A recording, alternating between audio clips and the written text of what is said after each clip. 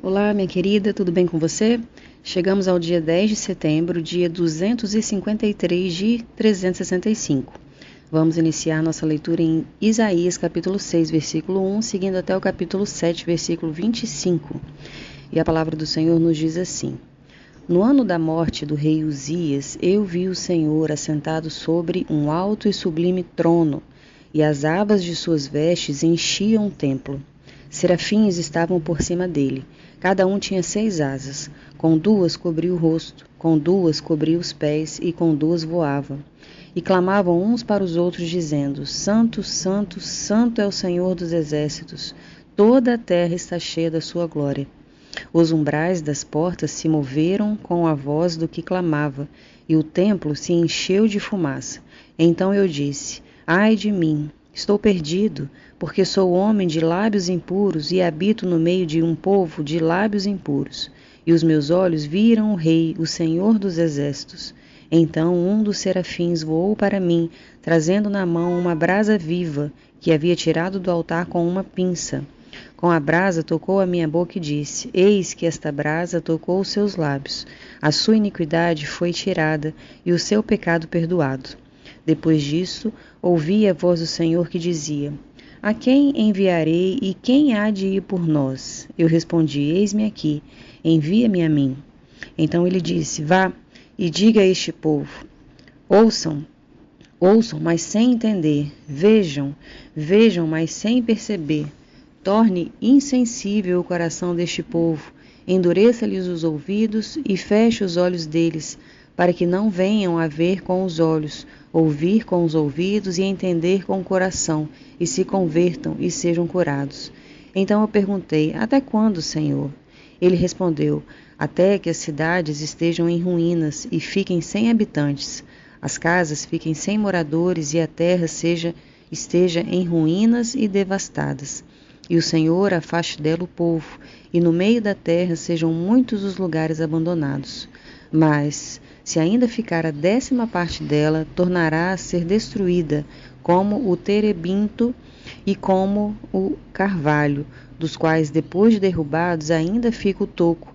Assim, a santa semente será o seu toco. Nos dias em que Acás, filho de Jotão, filho de Uzias, era rei de Judá, Rezim, rei da Síria, e Peca, filho de Remalias, rei de Israel, subiram a Jerusalém para lutar contra ela, mas não conseguiram conquistá-la. Quando informaram à casa de Davi que a Síria estava aliada com Efraim, o coração de Acás e o coração do seu povo ficaram agitados, como se agitam as árvores do bosque com o vento.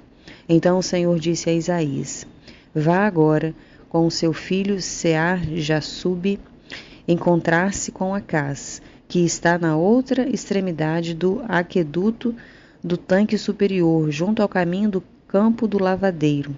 Diga-lhe o seguinte: tenha cuidado e fique calmo. Não tenha medo nem fique desanimado por causa desses 2 tocos de lenha fumejante, por causa do furor da ira de Rezim e da Síria e do filho de Remalias, porque a Síria, Efraim e o filho de Remalias resolveram acabar com você, dizendo: Vamos atacar e amedrontar o rei de Judá. Vamos conquistá-lo para nós e fazer reinar no meio dele o filho de Tabeal. Assim diz o Senhor Deus: Isso não tem nenhuma chance de acontecer, porque a capital da Síria é Damasco, e o cabeça de Damasco é Rezim. E dentro de 65 anos Efraim será destruído e deixará de ser povo. A capital de Efraim é Samaria, e o cabeça de Samaria é o filho de Remalias. Se vocês não crerem, certamente não permanecerão.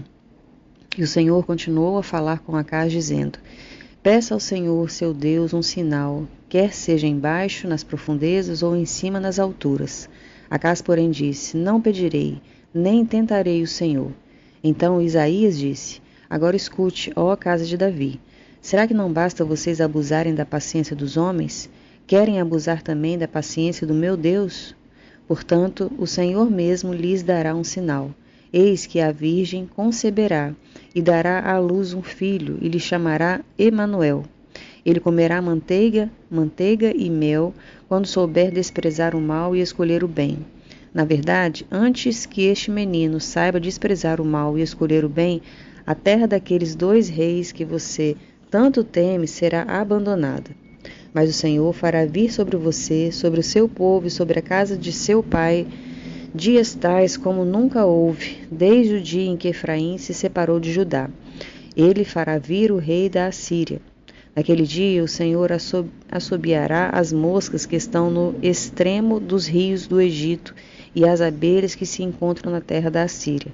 Elas virão e pousarão todas nos vales profundos, nas fendas das rochas, em todos os espinhos e em todas as pastagens. Naquele dia o Senhor o rapará com uma navalha alugada do outro lado do rio, a saber, por meio do rei da Assíria.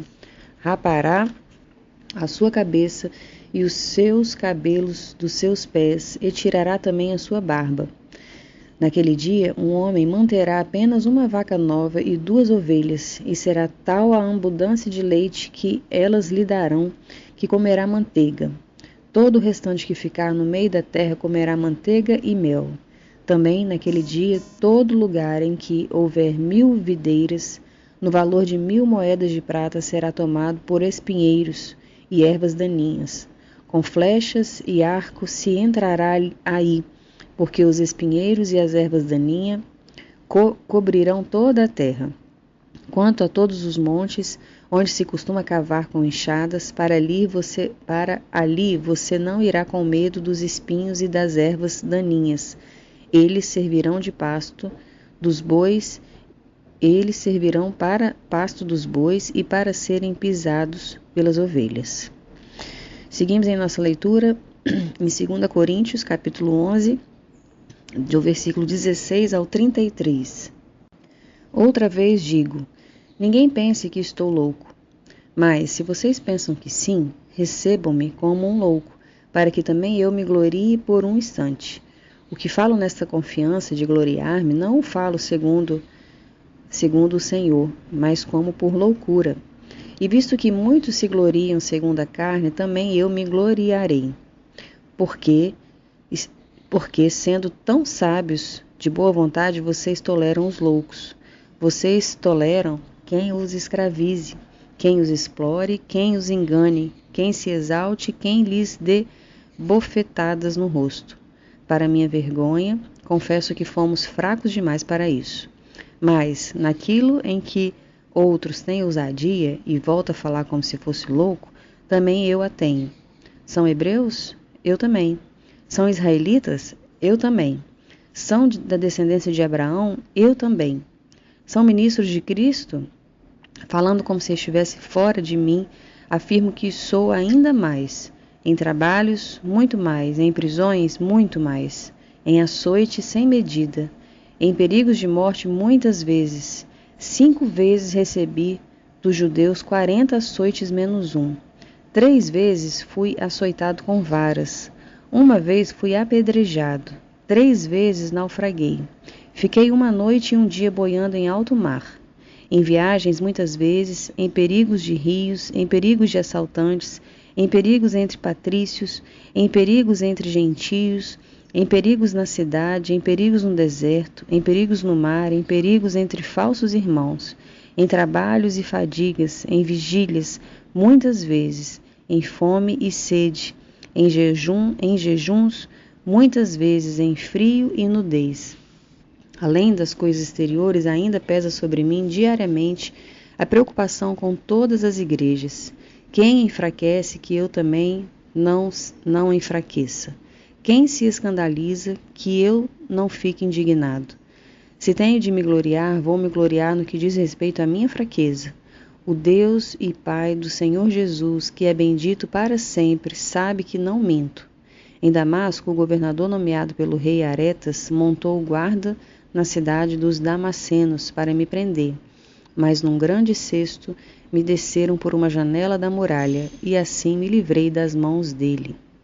Seguimos agora em Salmos, capítulo 54, versículos de 1 a 7. Ó Deus, salva-me pelo teu nome e faze-me justiça pelo teu poder. Escuta, ó Deus, a minha oração, dá ouvidos às minhas palavras, às palavras da minha boca, Pois contra mim se levantam os insolentes, e os violentos procuram tirar minha vida. Eles não têm Deus diante de si. Eis que Deus é o meu ajudador. O Senhor é quem me sustenta a vida. Ele retribuirá o mal aos meus inimigos. Por tua fidelidade, acaba com eles. Eu te oferecerei sacrifícios voluntariamente. Louvarei o teu nome, ó Senhor, porque é bom. Pois ele me livrou de todas as minhas aflições e os meus olhos viram a ruína dos meus inimigos.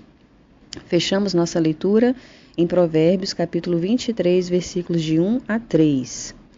Quando você se assentar para comer com um governador, leve bem em conta quem está diante de você. Encoste uma faca na sua própria garganta se você é glutão. Não cobice os pratos deliciosos que ele serve, porque essa comida é enganadora. Amém, minha querida, que o Senhor te abençoe neste dia. Eu sou a Cláudia, agradeço muito a sua companhia e te espero na próxima semana.